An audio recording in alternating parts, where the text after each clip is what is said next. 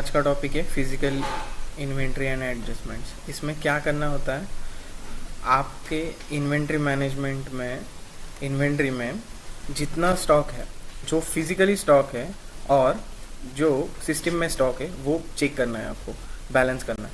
ठीक है, देखो बहुत बार ऐसा होता है कि इन्वेंट्री टीम क्या करती है, प्रोडक्शन टीम को कोई मटेरियल दे देती है, उसकी सिस्टम में एंट्री नहीं करती, या फिर प्रोडक्शन टीम बचा हुआ मटेरियल वापस इन्वेंट्री को दे देती है और उसकी भी एंट्री हम नहीं करते। तो उस केस में क्या होता है कि सिस्टम का स्टॉक और जो फिजिकली प्रेजेंट जो स्टॉक है उसमें डिफरेंस आ जाते हैं। कभी वो माइनस होता है, कभी वो प्लस होता है। तो इसमें हमें क्या करना पड़ेगा कि सिस्टम में हम स्टॉक बढ़ा कैसे सकते हैं और सिस्टम में हम स्टॉक माइनस कैसे कर सकते हैं, वो आज हम देखेंगे। ये इन्वेंट्री मैनेजमेंट का टॉपिक है, तो आज हम इन्वेंट्री मैनेजमेंट का टॉपिक पढ़ेंगे। उसमें फिजिकल इन्वेंट्री एंड रिजर्वेशन ऐसे दो टॉपिक हैं। तो देखते हैं आज का टॉपिक। तो इसमें देखो, पहला केस है, मान लो कि 1600 क्वांटिटी सिस्टम में बता रहा है, लेकिन फिजिकली कितना है 2000। मतलब हमें यहाँ पे क्या करना पड़ेगा, सिस्टम में 400 प्लस करना पड़ेगा। यहाँ पे सेकेंड केस में क्या है कि सिस्टम में 2800 है और फिजिकली 2500। तो इसमें 300 माइनस करना पड़ेगा। तो ये प्लस और माइनस कैसे करेंगे वो आज हम पढ़ेंगे। ठीक है, तो सबसे पहले OMBT ट्रांजैक्शन में जाना है। ये ऑलरेडी हमने GRN प्रोसेस में देखा था। इसमें अभी देखो, फिजिकल इन्वेंट्री के दो डॉक्यूमेंट टाइप्स है, WI और IB।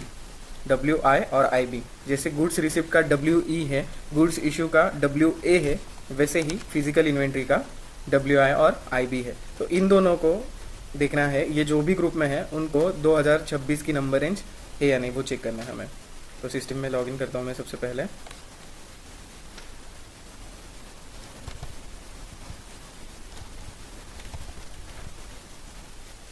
देखो OMBT पेंसिल आइकॉन वाले ग्रुप ऑप्शन पे क्लिक करना है और यहाँ पे ढूंढना है। तो अभी यहाँ पे नहीं मिल रहा होगा, तो आपको क्या करना है, Ctrl+F, WI यहाँ पे है। देखो सबसे लास्ट में WI, IB, WA, WE सारे मेरे ट्रांजैक्शन एक ही ग्रुप में है और उस ग्रुप को 2026 की नंबर रेंज है या नहीं चेक करना है मुझे। तो ग्रुप को सिलेक्ट करेंगे, पेंसिल आइकॉन को क्लिक करेंगे, ठीक है 2026 की नंबर रेंज, तो कोई टेंशन नहीं। अगर आपके सिस्टम में, एक मिनट, तो आपके सिस्टम में अगर आपका जो डॉक्यूमेंट टाइप है WI और IB, वो अगर किसी ग्रुप में हो और उस ग्रुप को 2026 की नंबर रेंज नहीं हो, देखो यहाँ पे नहीं है, 25 है और किसी ने देखो डायरेक्ट 37 की बना दी है। ठीक है, तो यहाँ पे क्या करो कि उस डॉक्यूमेंट टाइप को सिलेक्ट करो, एलिमेंट ग्रुप को क्लिक करो और उसका ग्रुप चेंज कर दो। देखो मैं जैसे ID को सिलेक्ट किया है, एलिमेंट ग्रुप को क्लिक करता हूँ मैं, डॉक्यूमेंट टाइप को सिलेक्ट किया मैंने, फिर उसके बाद ग्रुप कहाँ पे था, ये था ना हमारा, तो इसको सिलेक्ट कर रहा हूँ और कंटिन्यू ऑप्शन पे क्लिक करता हूँ। ठीक है, अभी देखते हैं, हमारे 4 डॉक्यूमेंट टाइप थे, उसमें ID भी ऐड हो गया होगा। देखो हो गया। ठीक है, हमने MMNR ट्रांजैक्शन पढ़ा था मटेरियल मास्टर में, वैसे ही है यहाँ पे, ज़्यादा कुछ दिक्कत नहीं आएगी आपको। जस्ट डॉक्यूमेंट टाइप को सिलेक्ट करो, एलिमेंट ग्रुप को क्लिक करो और ये कर दो। अगर आपको उसी ग्रुप को 2026 की नंबर रेंज क्रिएट करनी है, देखो ये मेरा ग्रुप है, इसको 2026 की नंबर रेंज नहीं है। ठीक है, पहले इसको सेव कर देता हूँ, यहाँ पे नहीं है, ये वाली पे है, यही नंबर में कॉपी यार इशू हो गए है ऑलरेडी। ठीक है, तो यहाँ पे इंसर्ट लाइन करो, 2026 डालो और जो नंबर अवेलेबल है वो यहाँ पे डालो। अभी वो कैसे पता चलेगा, तो ये वाला मैं डाल के देखता हूँ यहाँ पे वर्क होता है या नहीं।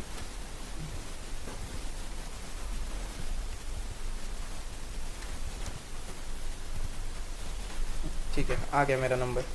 ठीक है, मेरा नंबर यहाँ पे आ गया है और इसको सेव कर दो, 2026 की नंबर रेंज क्रिएट हो गई। अभी अगर वापस हम जाके देखेंगे तो यहाँ पे, अरे अभी तो बनाई थी हमने, शायद ओवरलैप हो रहा है वो इंटरवल। पहले फ्री वाले नंबर्स देखने पड़ेंगे हमें।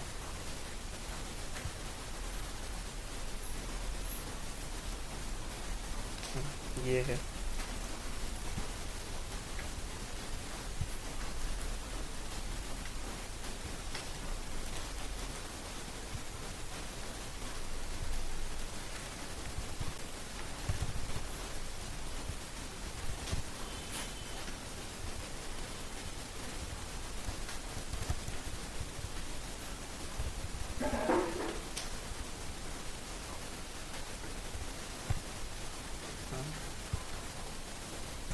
अब क्रिएट हो गए। अभी हम वापस देखेंगे, अब दिख रही है, देखो नंबर ओवरलैप हो रहा था मेरे से।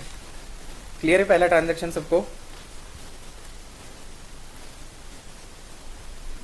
एक तो क्या करो, उसका ग्रुप चेंज कर दो, या फिर उसी ग्रुप को 2026 की नंबर रेंज मेंटेन कर दो।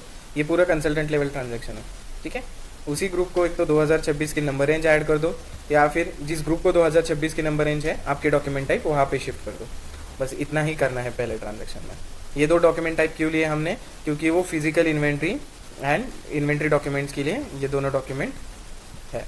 जैसे WE हमारा GRN के लिए है, मतलब गुड्स रिसिप्ट के लिए है, WA गुड्स इशू के लिए है, वैसे ही WI और IB फिजिकल इन्वेंट्री डॉक्यूमेंट्स है, ठीक है। उसके बाद हमें क्या करना है यहाँ पे, सॉरी OBYC। तो OBYC में हम अगर प्लस माइनस करें तो यहाँ पे क्या होगा, प्लस माइनस करेंगे तो सिस्टम में डेटा जो स्टॉक है, जो स्टॉक का डेटा है वो प्लस माइनस होगा, लेकिन सिस्टम में एंट्री तो होनी चाहिए। तो यहाँ पे आपको क्या करना पड़ेगा, GBB में जाना पड़ेगा। GBB में क्यों जाएंगे, क्योंकि सारे ऑफसेट एंट्रीज है जो GBB में होते हैं, और उसमें भी INV करके मेंटेन करना है। तो आपको मैं एक चीज़ बताता हूँ, यहाँ पे क्या करो, सारे वैल्यूएशन क्लास की, 3 मोस्टली हम वैल्यूएशन क्लास यूज़ करेंगे, तो तीनों की INV की एंट्री मेंटेन करो। कैसे वो बताता हूँ मैं। देखो GBB में गए हम, चार्ट्स ऑफ अकाउंट INT है हमारा, और यहाँ पे आके क्या करना है, आपके सिस्टम में कुछ ऐसी एंट्री दिखेगी, ऐसी विंडो ओपन होगी। तो यहाँ पे स्क्रॉल डाउन करो, INV की, यहाँ पे INV की एंट्री दिखेगी, उसके सामने जो GL अकाउंट है वो कॉपी कर लो, दूसरा वाला याद रखो 28,3000, ठीक है। सारे जगहों पे देखो 3000, रॉ मटेरियल के लिए भी same value, same GL account है, सेमी फिनिश के लिए भी सेम है, फिनिश के लिए भी सेम है, पैकेजिंग के लिए भी सेम है, ठीक है। ये देखो सारे चीज़ों के लिए सेम ही है ना। तो क्या करना है, न्यू एंट्री करो। हम वैल्यूएशन मॉडिफिकेशन मेंटेन नहीं करते हैं, मैंने पिछली बार भी बताया था। तो यहाँ पे INV करके डाल दो 3 बार, ठीक है।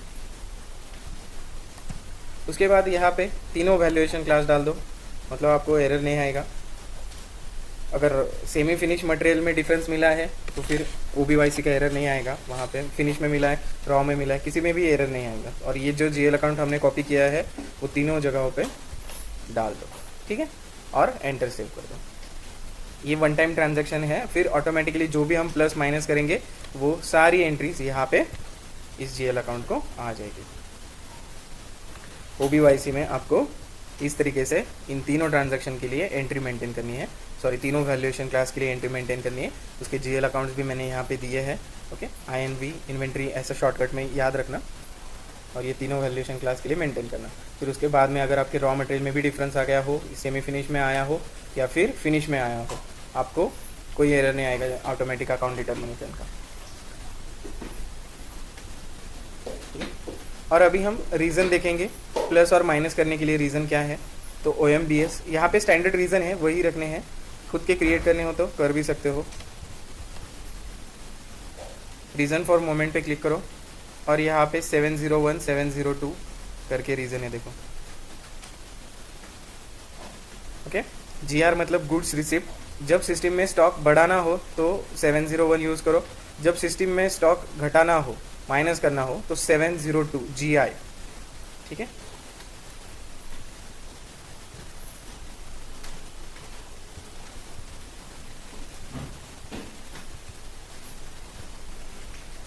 तो ये दो रीज़न आप सिलेक्ट कर सकते हो। अभी इसमें अगर आपको खुद का बनाना है, जैसे देखो मैंने 11 और 12 बनाया है, ठीक है। ये अगर आपको खुद का बनाना है तो कैसे बना सकते हो वो मैं दिखाता हूँ, ठीक है।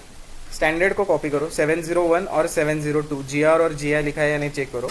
स्टैंडर्ड को कॉपी करो और रीज़न नंबर चेंज कर दो।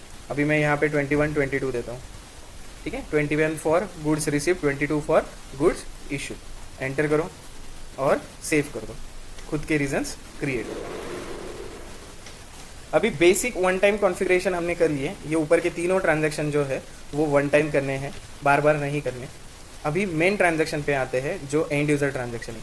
ये सारे कंसल्टेंट लेवल ट्रांजैक्शन थे, वो हमने मेंटेन कर दिए।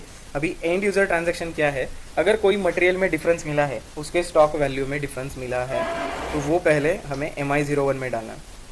तो सबसे पहले हम एक विंडो ओपन करके मटेरियल नंबर देखते हैं, उसका स्टॉक देखते हैं, कौन से मटेरियल में डिफरेंस आया है वो देखेंगे।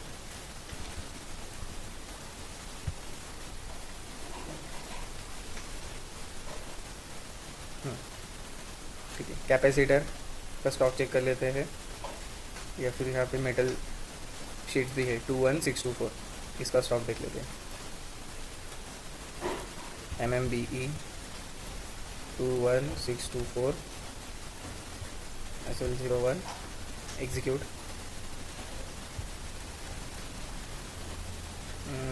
दूसरा मटेरियल लेते हैं, इसमें कंफ्यूज हो जाओगे आप। 21622 इसका स्टॉक देखते हैं, 600 है, ठीक है। ओके, तो सबसे पहले मैं प्लस करके दिखाता हूँ, फिर माइनस करके दिखा रहा हूँ, ठीक है। तो यहाँ पे सिस्टम में स्टॉक दिखा रहा है 600, तो ऐसा मान लो कि फिजिकली स्टॉक है 1000। फिजिकली मतलब आपके आंखों के सामने, आपके इसमें सामने जो इन्वेंट्री में बॉक्सेस है वो 1000 है, और सिस्टम में 600 बता रहा है वो, ठीक है। तो ऐसे सिचुएशन में आपको क्या करना है, सबसे पहले MI01 में जाओ, प्लांट डालो, स्टोरेज लोकेशन डालो, पोस्टिंग ब्लॉक कर दो, क्योंकि जब तक ये स्टॉक बैलेंस नहीं होगा उस पर्टिकुलर मटेरियल का, कोई भी एंड यूज़र, कोई भी परचेज डिपार्टमेंट में जो काम कर रहे हैं वो उसके अगेंस्ट कोई भी इन्वेंट्री GRN वगैरह कोई भी नहीं, कुछ भी नहीं करेंगे, वो ब्लॉक होगा फिलहाल, ठीक है। जब तक ये स्टॉक बैलेंस नहीं होता, किसी को इशू भी नहीं करना है, किसी का स्टॉक भी नहीं लेना है, ना कोई मटेरियल इन्वर्ट करना है, पहले बैलेंस करेंगे फिर देखेंगे। तो प्लांट स्टोरेज लोकेशन डाल दिया, पोस्टिंग ब्लॉक कर दिया हमने, एंटर कर दो, मटेरियल नंबर डाल दो 21622 जिसमें आपको डिफरेंस मिला है, बैच होगा उसका तो बैच नंबर डाल दो, बैच कोड डाल दो यहाँ पे, और एंटर सेव कर दो। मटेरियल नंबर डाला, एंटर एंड सेव। फिर उसके बाद क्या करना है, काउंट डालना है, आपको कितना काउंट मिला जब आपने वो फिजिकल इन्वेंट्री के वर्क जब आपने ऑडिट किया, तब आपको काउंट कितना मिला। तो MI04 में जाना है, ये हमारा डॉक्यूमेंट नंबर है जो MI01 में सेव करने के बाद आया, इसके लिए 2026, एंटर करो। ओके, मंथ चेंज हुआ है, सबसे पहले हम मंथ चेंज करेंगे, /n MMPV क्या है हमारा, GRC कौन सा मंथ एक्टिव करना है, 7, फिजिकल ईयर क्या है 2026, एंटर है, एग्जीक्यूट, कन्वर्टेड, एंटर। ओके, नहीं रिफ्रेश हुआ तो MI04 अगेन करेंगे, 389 2026, एंटर करो। देखो मटेरियल नंबर मिला है और क्वांटिटी, लेकिन यहाँ पे क्वांटिटी क्या डालोगे, जो आपने काउंट की है, जो सिस्टम में जो है वही वापस नहीं डालना है, जो आपने काउंट की होगी वो क्वांटिटी यहाँ पे डालना है। तो आपने काउंट किया तब कितना था, 1000, ठीक है, वो यहाँ पे डाल दो, सेव कर दो। अभी डिफरेंस देखते हैं, तो MI20 में जाना है, MI20, अभी सिस्टम खुद डिफरेंस बताएगी हमें, एग्जीक्यूट कर दो। देखो बुक क्वांटिटी मतलब सिस्टम में जो है क्वांटिटी काउंटेड मतलब आपने कितना काउंट किया था, और डिफरेंस ये है, और डिफरेंस का अमाउंट इतना है, ठीक है, 1,82,460, ठीक। और अभी ये बैलेंस करना होगा, तो MI07 P कोड है, इसमें ये फिजिकल इन्वेंट्री नंबर डाल दो, एंटर करो। और अभी हमें क्या करना है, स्टॉक बढ़ाना है, इंक्रीज करना है। तो मैंने क्या कहा था, 21 नंबर का हमारा क्या है, गुड्स रिसिप्ट का, और 22 नंबर का क्या है, गुड्स इशू का। देखो डिफरेंस यहाँ पे 400 क्वांटिटी आया है, यहाँ पे मैंने रीजन नंबर डाला है 21, या फिर आप 701 ऐसे भी डाल सकते हो, या फिर ड्रॉप डाउन से सिलेक्ट कर सकते हो। तो देखो 701 21 हमने नंबर लिया था, रीजन नंबर, वो हमने यहाँ पे सिलेक्ट कर लिया है, इसको सेव करते हैं। ओके, इसके लिए एक नंबर रेंज मेंटेन करनी होगी FBN1 में, 60 नंबर की, 60 इंटरवल नंबर की एक नंबर रेंज मेंटेन करनी है FBN1 में, /n FBN1, company code GRC, intervals, insert line 60 2026, और अभी यहाँ तक क्या है 2000, तो यहाँ पे क्या लेंगे हम, 2001 से लेके 3000, 2001 से लेके 3000, एंटर, सेव।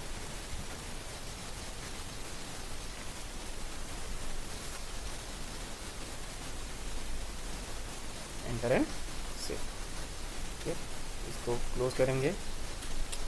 MI07 वापस चलते हैं, enter, reason number 21, enter and save. Okay, save हो गया। अभी देखो स्टॉक रिफ्रेश करता हूँ मैं, स्क्रीन पे देखो सब लोग, 1000, ठीक है, स्टॉक बैलेंस हो गया। अभी आप इसके इस मटेरियल के अगेंस्ट जो भी आपको पोस्टिंग करनी है वो आप कर सकते हो। ठीक है, समझ में आया टॉपिक सबको? कोई ट्रांजैक्शन फिर से बताना है? वो पोस्टिंग का ब्लॉक जो लगाया था सर, वो ऑटोमेटिकली रिमूव हो जाएगा? हाँ, वो हो जाएगा, एक बार स्टॉक बैलेंस हो गया ना, हो जाएगा। अभी देखो कैसे हो जाएगा पता है, क्योंकि वो जो डॉक्यूमेंट नंबर है ना 389, अभी ये वर्क नहीं करेगा क्योंकि ये बैलेंस हो गया ना। देखो अगर मैं MI04 में जाऊँ और यहाँ पे ये नंबर डालूँ, वो क्या बोलेगा, you have already enter the account result for all item. अभी ये डॉक्यूमेंट नंबर वर्क नहीं करेगा, तो इस डॉक्यूमेंट के लिए हमने वो ब्लॉक लगाया था ना, और इसमें वो मटेरियल नंबर था, तो अभी वो चला जाएगा।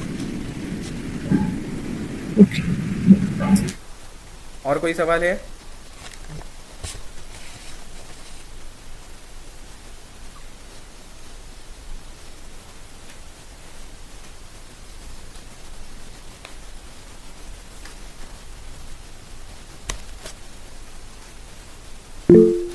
यस सर, जो ब्लॉक लगाया है उसको कब मतलब हटाना भी रहता है क्या? अरे मैडम ने अभी वही पूछा, वो ऑटोमेटिकली रिमूव हो जाता है, उसको हटाना नहीं पड़ेगा, अच्छा, मैन्युअली कुछ नहीं करना है, वो ऑटोमेटिकली हट जाता है। जब इन्वेंट्री बैलेंस हो जाती है ऑटोमेटिकली वो रिमूव हो जाता है। ठीक है, ओके सर। चलो तो अभी एक बार माइनस करके बताता हूँ मैं। तो अभी देखो ये ट्रांजैक्शन फिर से नहीं करने पहले 3, क्योंकि ये वन टाइम ट्रांजैक्शन है कंसल्टेंट लेवल के, एक बार सेट कर दिया टेंशन नहीं है। जस्ट यहाँ पे अगले साल 2027 की नंबर रेंज मेंटेन करनी होगी, इतना ही, बाकी इन दोनों के लिए कुछ नहीं करना है आपको। यहाँ पे अगले साल 2027 की नंबर रेंज मेंटेन करनी, कुछ नहीं। अभी आपको जब भी इसके बाद कोई भी मटेरियल में डिफरेंस मिले तो आपको क्या करना है, MI01 में जाना है। MI01 में जाओ, अभी वही मटेरियल लेता हूँ मैं, ठीक है, दूसरा नहीं लेता है, वही मटेरियल नंबर मैंने सॉरी वही ट्रांजैक्शन डाल दिया। पोस्टिंग ब्लॉक करते हैं हम, ठीक है। अभी हम इंडिविजुअल प्रैक्टिस कर रहे हैं तो पोस्टिंग ब्लॉक करने की कोई ज़रूरत नहीं होगी, लेकिन रियल टाइम में पोस्टिंग ब्लॉक करना इंपॉर्टेंट है। अगर किसी ने स्टॉक मतलब किसी ने GRN मटेरियल रिसीव कर दिया कोई वेंडर से आने के बाद, और हमने यहाँ पे बैलेंस कर दिया, तो पूरा कैलकुलेशन बिगड़ जाएगा और कुछ समझेगा नहीं, और वो कैलकुलेशन सॉर्ट करने में भी आधा 1 घंटा चला जाएगा, उसमें हमारा ही टाइम वेस्ट हो जाएगा। इसीलिए पोस्टिंग ब्लॉक करना है, ठीक है। तो plant and storage location enter करो, मटेरियल नंबर डालो जिसमें डिफरेंस मिला है आपको, enter and save. Document number आया 391। अभी हमें काउंट डालना है, तो MI04 में जाओ, एंटर इन्वेंट्री काउंट, 391 हमारा डॉक्यूमेंट नंबर है, ठीक है। अभी इस मटेरियल का सिस्टम में सॉरी फिजिकली स्टॉक कितना है 800 और सिस्टम में कितना है 1000। ओके, अभी मैं आपको माइनस करके बताता हूँ, इस 1000 में से 200 माइनस करके बताता हूँ। हमने फिजिकली चेक किया तो स्टॉक कितना है 800। एंटर करो, सेव करो, आपको जो क्वांटिटी डालनी है आपके हिसाब से डालो, और रियल टाइम में जो काउंट की होगी वही डालो। MI20 में क्या पता चलेगा हमें, डिफरेंस कितने का डिफरेंस है। देखो सिस्टम में क्या है, बुक क्वांटिटी 1000, काउंट कितना किया हमने 800, 200। अभी देखो माइनस आइकॉन यहाँ पे आ गया है, माइनस का साइन आ गया है, सॉरी 200, और कितना माइनस में है हम पैसे, 91,000 रुपीज़ हम माइनस में है, ठीक है। यही से भी पोस्ट डिफरेंस कर सकते हो, इस रो को सिलेक्ट करके यहाँ पे देखो पोस्ट डिफरेंस करके ऑप्शन है। क्वांटिटी अगर काउंट चेंज करना हो तो यहाँ पे देखो चेंज काउंट का ऑप्शन है, ठीक है। पोस्ट डिफरेंस में जाएंगे तो MI07 टी कोड पे ही जाएंगे। देखो अभी ये MI20 विंडो है ना, पोस्ट डिफरेंस पे चले गए, MI07 वही विंडो पे आ गए, एंटर करो। और अभी रीज़न क्या करना है, माइनस करना है, तो 22 702 22 ऐसा हमने बनाया था ना, देखो 702 22, इसको सिलेक्ट करो। यस बोलो। सर इस तरीके से तो पूरा कैलकुलेशन नहीं गड़बड़ा जाएगा? अपने को ऐसे सिचुएशन में तो रूट कॉज पता करना चाहिए। फॉर एग्जांपल अगर कोई परचेज ऑर्डर है जिसको ये क्वांटिटी एलोकेट हुई थी, तो वहां से डिफरेंस पता चलना चाहिए कि इनवॉइस के थ्रू पता चल सकता है। ये तो ऐसा हो गया कि टेम्परेरी हम लोग इन्वेंट्री का फिक्सिंग कर रहे हैं, बट GR में ऑब्वियसली वो चीज प्रॉब्लम क्रिएट करेगा। यूजर लेवल पे I am talking about, not on consultant base. नहीं यूज़र लेवल, हाँ आपकी बात बराबर है, लेकिन मैंने शुरू में वही बताया था, मोस्टली इन्वेंट्री का ये डिफरेंस कब आता है, जब इन्वेंट्री टीम क्या करती है। देखो मैडम क्या होता है, जब सुबह जब कंपनी स्टार्ट होती है ना, तो प्रोडक्शन टीम के लोग हमारे पास आते हैं, इन्वेंट्री टीम के पास, हमें ये मटेरियल चाहिए वो मटेरियल चाहिए, और अलग प्रोडक्शन टीम में भी अलग अलग टीम होती है। ठीक है। अलग अलग डिपार्टमेंट के लोग होते हैं उसमें भी, कोई फैब्रिकेशन वाला होगा, कोई प्रोसेस वाला होगा, कोई मशीन ऑपरेटर होगा, तो हर एक को अलग अलग मटेरियल चाहिए होता है। और सुबह में क्या होता है कि प्रोडक्शन स्टार्ट करना होता है जल्दी जल्दी, तो उस समय में क्या होता है कि हम बहुत बार सिस्टम में एंट्री नहीं करते। जो इन्वेंट्री में मान लो 2 लोग हैं तो वो भी गड़बड़ा जाते हैं, तो वो क्या करते हैं, एक रजिस्टर मेंटेन करते हैं। मतलब हमारे कंपनी में मैं जब था तब से रजिस्टर ही मेंटेन करते थे, और बाद में जब सारे लोगों को मटेरियल दे देंगे तो बाद में लंच ब्रेक के बाद हम क्या करते थे, रजिस्टर से सिस्टम में एंट्री करते थे। और कभी कभी क्या होता था किसी की हैंड राइटिंग मैच नहीं होती थी, या मतलब कभी कभी वो कुछ लोग मराठी नंबर्स लिखते थे, कुछ लोग इंग्लिश में भी कुछ समझ में नहीं आता था, तो ह्यूमन एरर की वजह से ऐसे डिफरेंसेस आ जाते हैं। तो हर दूसरे हफ्ते में हमारे कंपनी में होता था इन्वेंट्री ऑडिट। ओके, तो उसमें ये चीज़ें पता चलती थी हमें, और ये फिर हम हमारे लेवल पे ही मैच करते थे, क्योंकि क्या हो जाता था कि हमने इनको इशू तो किया रहता है, कोई चोरी तो नहीं करता था, और हमारी चेकिंग भी होती थी उस तरीके से। और दूसरी बात क्या है कि जो प्रोडक्शन टीम बचा हुआ मटेरियल क्या करती है, उनको वो अलाउड नहीं रहता है कि वहाँ पे रखे, वर्कशॉप में वो नहीं रख सकते ओपनली। तो उनको क्या करना पड़ता है, at the end of the day या फिर जब भी उनका प्रोडक्शन खत्म हो जाए, जितना मटेरियल बचा है वो वापस इन्वेंट्री को हैंड ओवर कर दें। मतलब अगर मान लो एक बैच कंप्लीट हो गई और उसमें कुछ मटेरियल बच गया है, कोई भी मटेरियल बच गया है, मान लो मेटल शीट्स बच गए हैं, तो वो इन्वेंट्री को अपडेट करना उनका काम है। फिर इन्वेंट्री वाले वो काउंट करके सिस्टम में वापस एंट्री करेंगे कि ये मटेरियल हमारे पास इतना अवेलेबल है। क्लियर जी। और किसी को कोई सवाल है?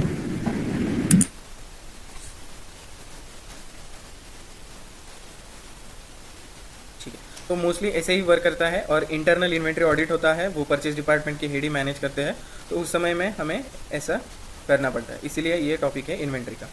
ओके, तो यहाँ पे हमने 22 रीज़न ले लिया, मैं इसको सेव करता हूँ। ठीक है, और अभी हम देखेंगे, इसको रिफ्रेश करता हूँ। अभी देखो यहाँ पे 800 हो जाएंगे। ठीक है, तो टॉपिक क्लियर है सब लोगों को?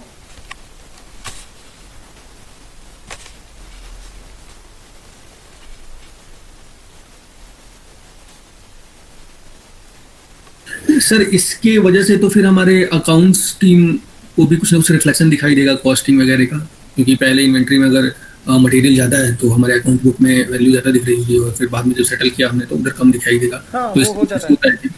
यस यस, यहाँ पे हो जाता है वो /NOB52, सॉरी /NMB52 21622, इसको एग्जीक्यूट करेंगे तो ये देखो, ये इन्वेंट्री की स्टॉक वैल्यू है ना, इसमें भी चेंजेस हो जाते हैं, फिर चेंजेस होता है तो ना? सर इस तरह की सेटलमेंट करने के लिए क्या हमें क्रॉस फंक्शनल टीम को इन्फॉर्म करना होता है कि हमने ऐसा सेटल किया, या फिर बिना इन्फॉर्म किए भी हम ऑडिट ऐसे करके क्लोज कर सकते हैं? हाँ, बिना इन्फॉर्म किए भी होता है, इसीलिए तो ये मेंटेन किया ना हमने OBYC। ऑटोमेटिक पता चलेगा ना, हम प्लस कर रहे हैं माइनस करने हैं तो ये इस GL अकाउंट में एंट्री चली जाती है ना, इसीलिए तो ये सेकंड ट्रांजैक्शन था। फाइनेंस टीम को पता चलेगा हमने माइनस किया, ये डेबिट और ये क्रेडिट का GL अकाउंट है, देखो वहाँ पे था ना, मैं दिखाता हूँ फिर से, जहाँ पे एंट्री होगी और वो जहाँ पे माइनस होगा वो वहाँ पे दिख जाएगा डेबिट और क्रेडिट में। देखो INV डेबिट एंड क्रेडिट का अलग अलग GL अकाउंट है ना, यहाँ पे 23 3000 28 3000। अगर ये देखना हो तो वो भी FS00 में चले जाओ, यहाँ पे सर्च ऑप्शन में जाओ, 23 क्या था वो GL अकाउंट, 3000। देखो इन्वेंट्री लॉसेस का GL अकाउंट है ये, क्लियर? और 28 यहीं पे होगा, या फिर सर्च कर लो 28 3000, इन्वेंट्री डिफरेंस का GL अकाउंट है। देखो गेन, स्टॉक बढ़ेगा तो इसमें वैल्यू बढ़ेगी, स्टॉक माइनस होगा तो इन्वेंट्री लॉसेस में चला जाएगा, वो ऑटोमेटिकली फाइनेंस टीम को अपडेट हो जाता है। आपको मैन्युअली भी बताना है, खुद से बताना है तो आप खुद से भी बता सकते हो उनको कि इस मटेरियल का हमने सेटलमेंट किया करके इतना डिफरेंस मिला था हमें, उस हिसाब से भी आप कर सकते हो। क्लियर? Yes sir. ओके, तो सब लोगों को टॉपिक क्लियर है? और कोई डाउट है होगा तो बताओ।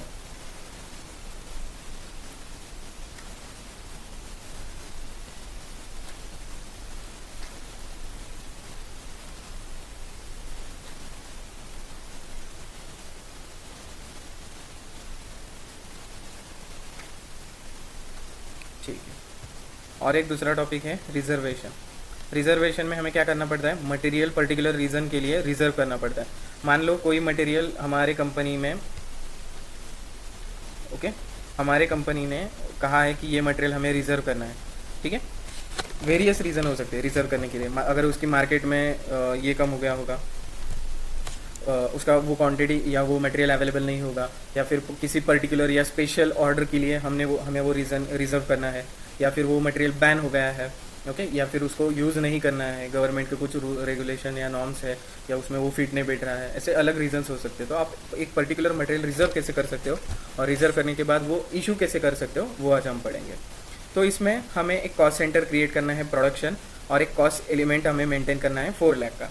ये ऑलरेडी हमने पाइपलाइन टॉपिक में पढ़ा है। पाइपलाइन टॉपिक हुआ है ना हमारा? यस सर, हुआ है। यस सर, हो गया है। तो हमने पाइपलाइन में हमने प्रोडक्शन कॉस्ट सेंटर मेंटेन किया था, और क्या बनाया था हमने वहाँ पे, कॉस्ट एलिमेंट भी मेंटेन किया था हमने, ठीक है। तो ये पहले 2 ट्रांजैक्शन, और कॉस्ट सेंटर एक ही बार क्रिएट होता है। प्रोडक्शन का कॉस्ट सेंटर एक ही बार 1 साल के लिए या फिर आने वाले कुछ सालों के लिए एक ही बार क्रिएट करेंगे, या 1 ईयर के लिए मेंटेन करना है तो 1 ईयर के लिए भी हम कॉस्ट सेंटर मेंटेन कर सकते हैं। तो फिर से वो 2 बार नहीं क्रिएट होगा। तो ये ऑलरेडी हमने मेंटेन किया है। तो इसके सामने मतलब जो भी आप नोट्स निकालोगे तो रेफर पाइपलाइन टॉपिक ऐसे लिख देना। अभी हमें कौन सा मटेरियल रिजर्व करना है, वो MB21 में जाना है, और मोमेंट टाइप यूज़ करना है 201। वही मटेरियल ले लेते हैं। फिर MB21 में गए, मोमेंट टाइप होगा 201, प्लांट है, आज की डेट आ गई है, एंटर करो, ठीक है। कॉस्ट सेंटर किसके लिए आप ये कर रहे हो, प्रोडक्शन के लिए। GL अकाउंट भी डालना है तो डाल सकते हो 4 लाख का। मटेरियल नंबर डालो 21622, जो मटेरियल आपको रिज़र्व करना है और कितनी क्वांटिटी रिज़र्व करना है वो डाल दीजिए। मान लो आपको 200 क्वांटिटी रिज़र्व करना है, ठीक है, और कौन से स्टोरेज लोकेशन के लिए वो डाल दो। यहाँ तक क्लियर है सबको?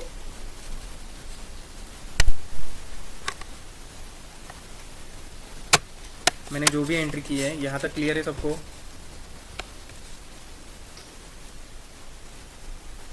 अरे यस नो तो बोलो, फिर आगे बढ़ सकता हूँ मैं।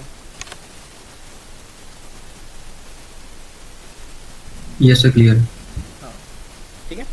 मटेरियल नंबर डाल दिया, क्वांटिटी डाल दी, प्लांट एंड स्टोरेज लोकेशन डाल दिया, और यहाँ पे एक इम्पॉर्टेंट चीज़ है, moment type allowed. Okay, moment type allowed मतलब क्या, अगर इसको मैंने अनचेक कर दिया और ये डॉक्यूमेंट अगर मैंने सेव कर दिया तो इसका एक डॉक्यूमेंट नंबर आएगा, और वो डॉक्यूमेंट नंबर कोई काम का नहीं रहेगा। अगर इशू करते वक्त अगर ये चेक बॉक्स मार्क नहीं हुआ तो वो डॉक्यूमेंट कुछ काम का नहीं होगा।